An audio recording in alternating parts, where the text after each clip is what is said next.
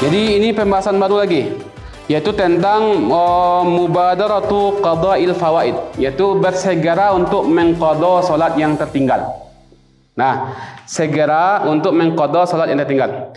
Sebelum itu, saya ingin kasih tahu bahwa salat inilah salah satu ibadah yang ketika itu tidak gugur kewajibannya dalam keadaan apapun. Sakit antum salat tetap wajib. Nah, lupa antum salat tetap wajib. Nah, maka kalau misalnya ada solat-solat yang antum tinggalkan dari zaman balik, antum balik sampai sekarang, maka itu wajib diqadha. Nah, wajib kan kadang kan kita waktu awal-awal balik kan kadang ada sifat malas, kadang lupa solat gitu. Maka ketika itu wajib antum harus mengqadhanya. Bagaimana caranya Ustaz? Diingat-ingat. Diingat-ingat, kira-kira antum lupa itu atau malas sholat itu ketika awal-awal balik berapa hari misalnya, atau kalau misalnya kalau setahun Ustaz, wajib diqadha setahun. Nah, itu ketentuannya. Kenapa? Karena sholat ini satu-satunya ibadah yang ketika itu tidak gugur kewajiban dalam keadaan apapun. Bahkan kata para fuqaha apa? Kalau tidak mampu sholat berdiri, duduk. Kalau nak mampu duduk, berbaring. Kalau nak mampu berbaring, pakai isyarat mata. Kalau tidak mampu pakai isyarat mata, pakai hati. Nah, pakai hati gitu. Kalau tidak bisa pakai hati, bagaimana? Disolatkan gitu. Ya, maka selagi akalnya masih ada, solat itu wajib. Nah, selagi madamal aqlu sabitan, kata para fuqaha, selagi akal itu masih ada, maka solat itu hukumnya wajib.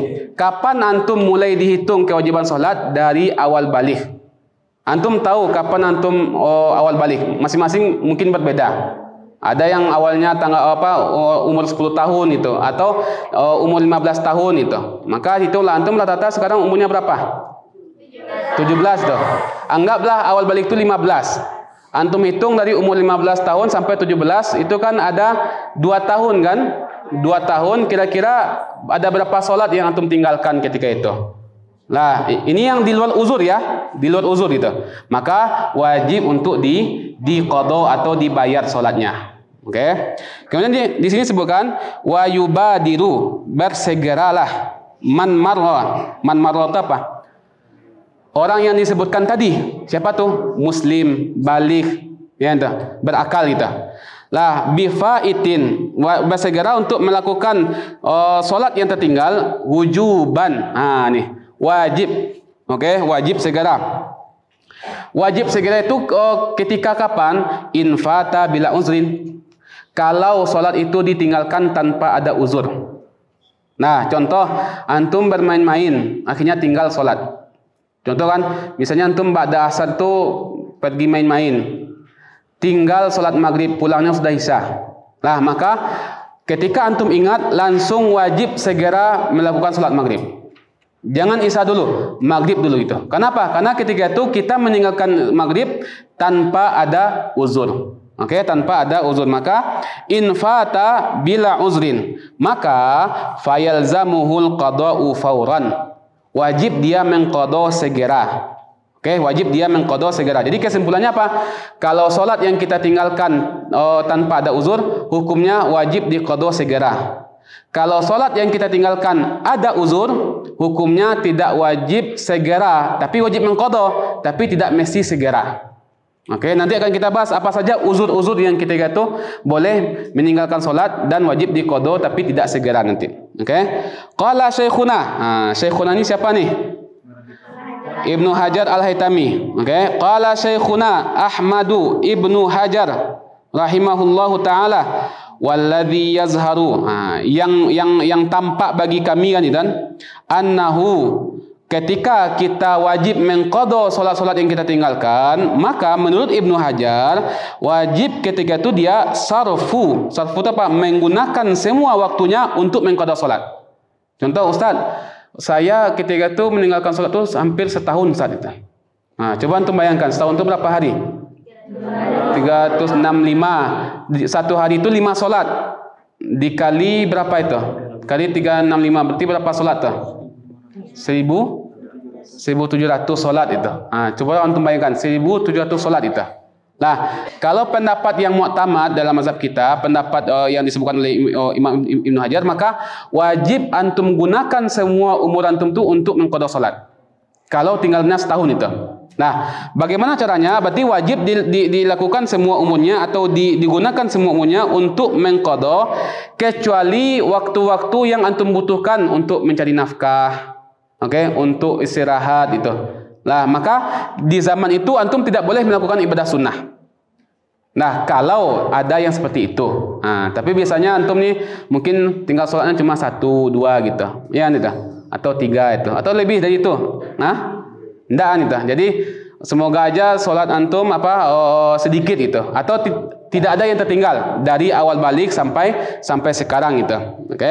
Ma'ada ma yahtaju li sarfihi fi ma la budda minhu. Kecuali waktu yang digunakan untuk hal-hal yang wajib.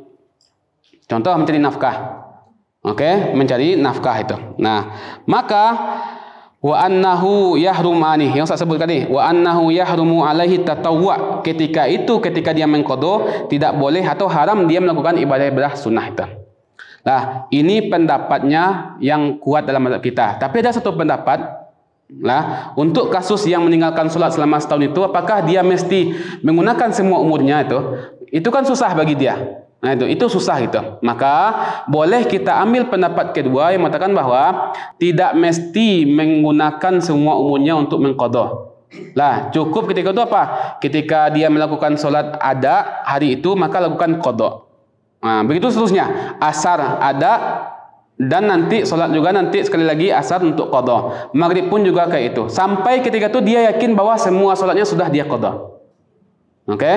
Maka Ustadz saya lupa. Maka untuk amannya atau untuk kehati-hatiannya, setiap antum sholat fardu hari ini, lakukan lagi sholat yang kedua kali untuk dengan niat qadha. Begitu juga nanti isya nanti seperti itu, subuh juga kayak itu, zuhur juga, sampai nanti antum yakin bahwa sholat yang antum tinggalkan sengaja ketika dari balik itu sudah tertunaikan semuanya. Nah, itu. Dan pendapat ini lebih mudah atau lebih bisa dilakukan oleh orang-orang awam atau bagi kita yang ketika itu susah untuk menggunakan semua umur untuk melakukan sholat gitu. Nah, jadi wa annahu yahrumu alaihi tatawwu'. Kemudian ini kan kalau dia meninggalkan sholat dengan sengaja atau tanpa ada uzur, maka wajib diqadha segera.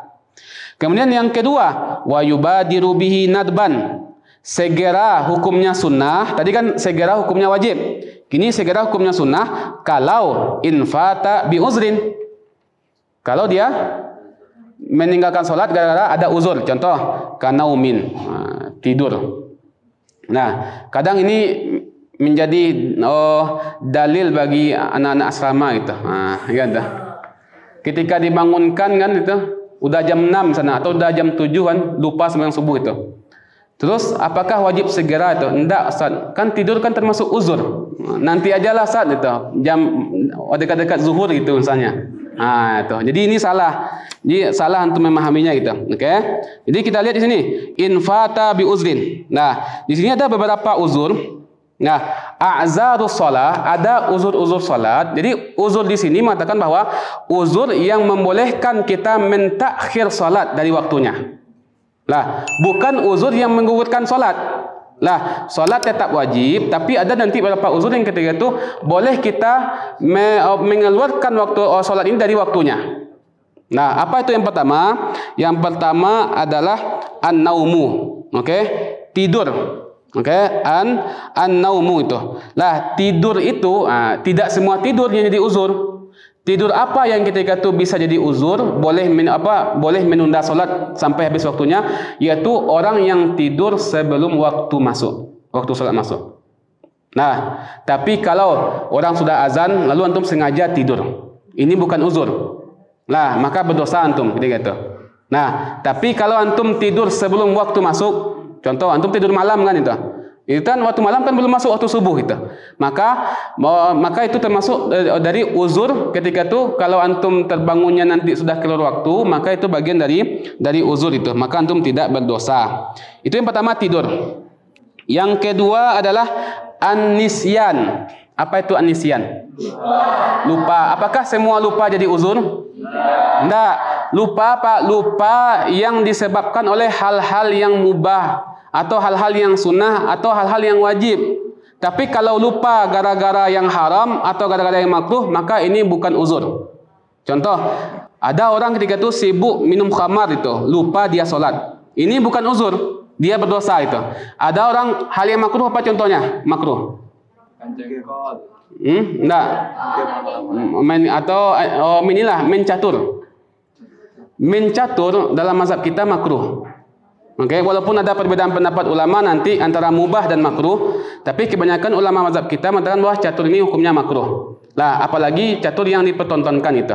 Lah, jadi kalau kita sibuk dengan main catur akhirnya lupa, maka ini bukan dari uzur, maka ini berdosa.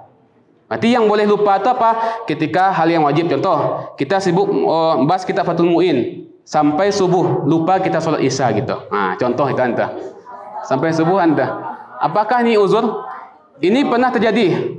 Guru Ustaz pernah menceritakan ketika itu di Yaman, beliau kan orang Yaman kan. Jadi seorang mufti Tarim itu, kota Tarim, ketika itu beliau biasanya itu ketika habis isya, beliau selalu pergi ke lantai atas di masjid itu. Masjid itu kan ada lantai atasnya. Lalu beliau ketika itu membaca buku, belajar membaca buku sampai ketika itu apa? Sampai saking lamanya dia belajar atau beliau belajar ketika itu sadarnya itu ketika orang sudah azan. Nah, azannya apa? Azan maghrib gitu.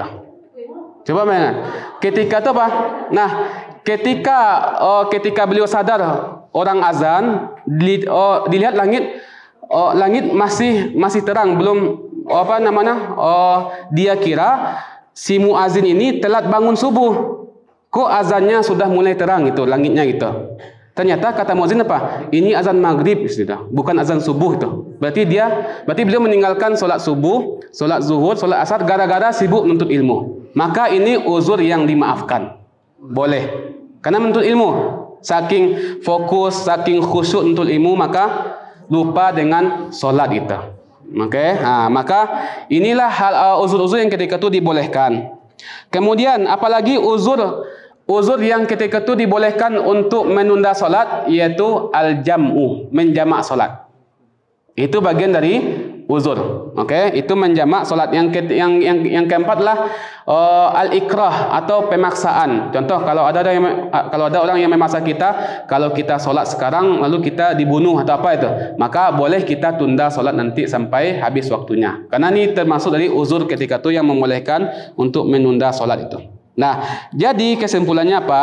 Kalau kita meninggalkan solat ada uzur, maka hukumnya sunnah. Oke, untuk segera mengqadha, tapi wajib diqadha. Wajib diqadha, tapi apakah mesti segera atau tidak, Ustaz? Sunnah saja. Oke, lebih baik segera supaya terlepas tanggung jawab atau terlepas hutang antum. Oke. Kemudian tadi disebutkan kanaumin lam yata'adda bihi. Tidur yang tidak berlebihan atau tidur yang tidak sengaja. Jadi kalau orang yang tidurnya setelah waktu, berarti ini bukan uzur. Kecuali orang yang tidur setelah waktu tapi dia memiliki kebiasaan bangun sebelum waktu habis. Ternyata dia tidak terbangun, maka ini uzur. Oke, contoh orangnya itu biasanya kalau dia tidur tidur yang cuma sebentar itu, cuma 1 jam itu. Biasanya dia terbangun sebelum waktu habis. Ternyata mungkin terlalu letih waktu itu, ternyata habis waktu baru dia bangun gitu. Maka ini juga termasuk uzur itu. Kemudian ini sedikit Ustaz sampaikan tentang tidur. Hukum bagi teman-teman atau bagi kawan-kawan, hukumnya adalah wajib membangunkan teman yang tidur setelah waktu masuk. Setelah waktu masuk, maka bagi antum yang ketika itu ada di sekitar teman, maka hukumnya wajib membangunkan dia untuk melakukan sholat. Kalau dia tidak memiliki kebiasaan bangun sebelum waktu habis, maka antum yang kawan-kawan nih yang sudah bangun duluan wajib dibangunkan. Tapi kalau teman yang tidurnya sebelum waktu masuk, maka hukumnya sunnah saja bagi antum untuk membangunkannya ketika waktu sudah masuk gitu. Oke, ini bagi yang di asrama nih biasanya nih. Jangan nanti antum pergi ke masjid itu sendirian aja gitu. Lah, surga itu luas itu. Bukan hanya untuk antum saja, bangunkan kawan-kawan itu. Oke? Nah, kemudian wa in fata bi uzrin kanaumin lam yata'adda bihi wa nisyan itu. Kemudian wa nisyanu kadzalika. Oke. Nah, wa yusannu, ketika antum ingin mengqada salat yang sudah banyak tertinggal, apakah mesti tertib? Isya dulu, habis itu subuh, kemudian zuhur, asar, maghrib, isya. Tidak wajib tertib, tapi disunahkan. Oke, disunahkan tertib, yaitu tertib al-faid, yaitu salat yang tertinggal, maka diqada dulu subuh sebelum zuhur, kemudian zuhur sebelum asar, wa hakaza dan seterusnya gitu. Oke. Kemudian wa taqdimuhu, kemudian apakah mesti kita dahulukan mengqada salat daripada salat yang sekarang? Nah, di sini disebutkan wa taqdimuhu, yaitu mendahulukan salat qada terhadap salat yang hari ini, maka itu juga sunnah. Berarti ini ma'tufnya ke wa yusannu. Jadi wa yusannu tartibuhu, yang pertama disunahkan tertib. Yang kedua wa yusannu taqdimuhu. Dan disunahkan juga mendahulukan salat qada daripada salat al-hadir, yaitu hari ini, jika la yakhafu fautuha. Jika kita tidak khawatir ketinggalan solat yang hari ini. Contoh, waktu solat isya tinggal 5 menit lagi, kita punya hutang solat, maka tidak disunahkan mendahulukan solat qada. Wajib solat hadir didahulukan itu. Oke? Nah, kemudian in fata bi uzrin, kalau yang tinggal itu dengan uzur. Wa in khasya fauta jama'atnya, walaupun oke. Contoh kan, tadi kan disunahkan disunahkan mendahulukan qada daripada salat yang hari ini. Walaupun ketika itu kita khawatir ketinggalan jamaah, tetap qada disunahkan didahulukan. Nah, ini pendapatnya mu'tamad, alal mu'tamad. Oke. Nah, kemudian wa idza fata bila uzrin. Tadi kan kalau ditinggalkan salat dengan uzur. Sekarang apabila salat itu ditinggalkan tanpa uzur, maka hukumnya wajib mendahulukan qada. Tadi kan sunnah kan? Sekarang wajib. Wajib taqdimuhu. Berarti taqdimul qada atau taqdimul faid. Alaiha ini berarti terhadap salat yang hadirah, salat yang sekarang, salat hari ini. Kenapa? Karena dia meninggalkan salat itu tanpa ada uzur itu. Kemudian amma iza Ustaz, kalau kita meninggalkan salat tanpa uzur kan wajib didahulukan dari salat yang hari ini. Tapi kalau salat hari ini waktunya tinggal sedikit, bagaimana? Nah, nih. Amma iza khafa fautal hadirati. Adapun kalau dia khawatir ketinggalan salat hari ini. Contoh bi ayyaqa ba'duha. Contoh sebagian salat di waktu dan sebagiannya lagi di waktu yang setelahnya. Wa in qalla, walaupun sedikit, kharijal waqti, walaupun satu rakaat di luar waktu, maka fayalzamuhu al-bad'u biha. Apa itu? Wajib dia memulai dengan salat al-hadirah itu. Salat yang hari ini itu. Nah, oke. Kemudian masalah selanjutnya, wa yajibu taqdimu ma fata bi ghairi uzrin ala ma fata bi uzrin. Contoh, kita memiliki 10 salat yang kita tinggalkan. 5 salat kita tinggalkan ada uzur, 5 lagi tanpa uzur. Yang mana yang didahulukan?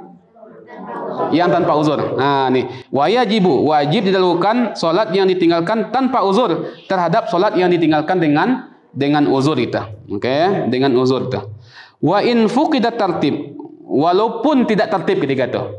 Contoh, salat subuh kita tinggalkan ketika itu ada uzur. Salat zuhur tanpa uzur. Yang mana yang didahulukan?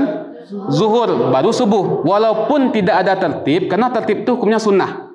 Sedangkan taqdimul fawaid bila uzrin hukumnya wajib. Oke, mendahulukan salat yang ditinggalkan tanpa ada uzur maka hukumnya wajib. Nah, nih wal badaru wajibun, sedangkan bersegera hukumnya wajib. Tertib itu hukumnya sunnah. Maka lebih baik kita mendahulukan yang wajib daripada yang sunnah. Nah, kemudian selanjutnya wa yundabu ta'khirur rawatib anil fawaiti bi uzrin, dan disunahkan kita menunda salat rawatib. Oke? Terhadap salat-salat faitah atau salat-salat yang ditinggalkan dengan uzur. Contoh, Orang sudah azan itu. Yang mana yang kita dahulukan?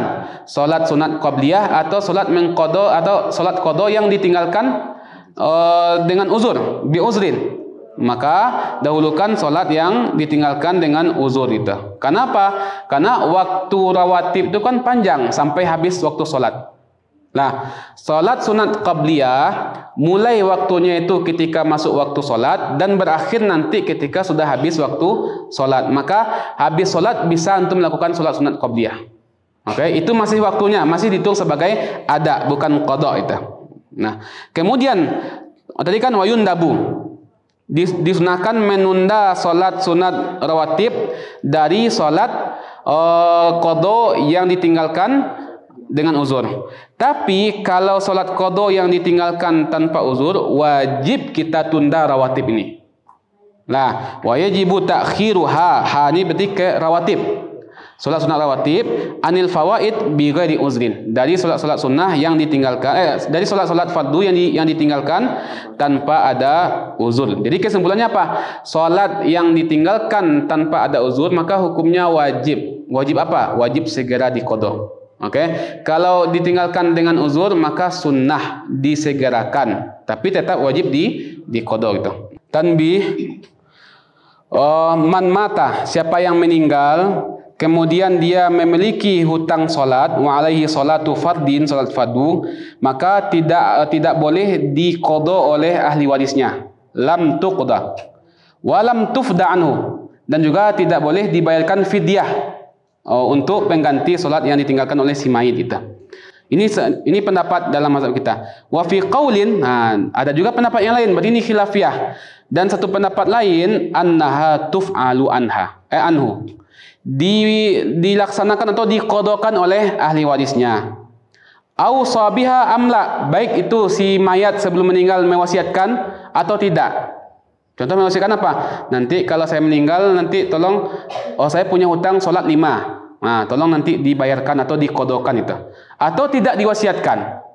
Contoh, anaknya tahu si bapak ini memiliki hutang solat itu. Maka dia yang mengqada. Maka ini pendapat yang kedua. Ini dikisahkan oleh Imam Al-Abbadi, yaitu salah satu ulama dalam mazhab Syafi'i, Anis Syafi'i, dari Imam Syafi'i itu. Li khabarin fihi, karena ada hadis yang menjelaskan tentang itu. Kenapa? Dan juga Imam Subki juga pernah melakukannya. Wa fa'ala bihi Subkiyu an ba'di aqaribihi. Imam Subki, salah seorang ulama mazhab Syafi'i, juga pernah melakukan atau mengqada salat dari kerabat-kerabatnya yang sudah meninggal itu. Oke, jadi ini pendapat yang kedua.